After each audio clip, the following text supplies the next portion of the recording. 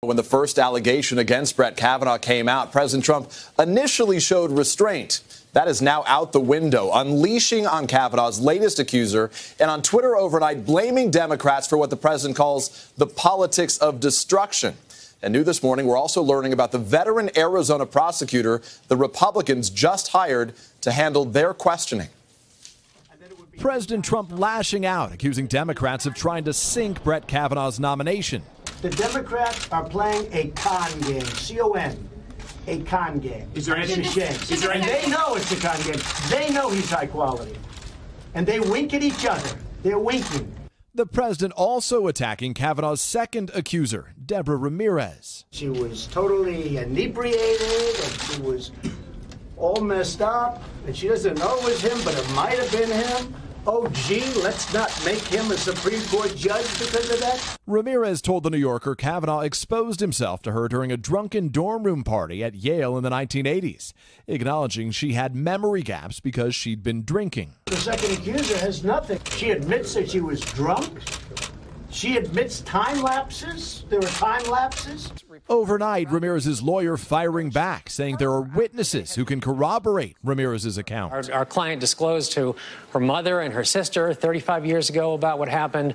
There's plenty more people that need to be contacted, that if there's going to be a real investigation and find out what happened. A source familiar with the process telling NBC News Senate Judiciary Committee staffers interviewed Kavanaugh by phone about Ramirez's allegation, and that Kavanaugh again denied it. Democrats blasting Republicans for scheduling the committee vote on Kavanaugh for Friday before even hearing from Kavanaugh's first accuser, Christine Blasey Ford. Dianne Feinstein calling it outrageous, arguing it's clear to me that Republicans don't want this to be a fair process. Ford's legal team also upset about Republicans hiring an outside female attorney to question Ford and Kavanaugh at Thursday's hearing. Overnight, Senator Grassley's office revealing that Rachel Mitchell, an Arizona prosecutor with decades of experience prosecuting sex crimes, will be asking the questions on behalf of Republicans. Mitch McConnell projecting confidence. I'm confident we're going to win. Confident that he will be confirmed in the very near future. Lisa Murkowski, a critical Republican swing vote, warning her colleagues not to prejudge the allegations, while indicating she thinks an FBI investigation is warranted. An investigation would certainly clear up some of the questions that are out there.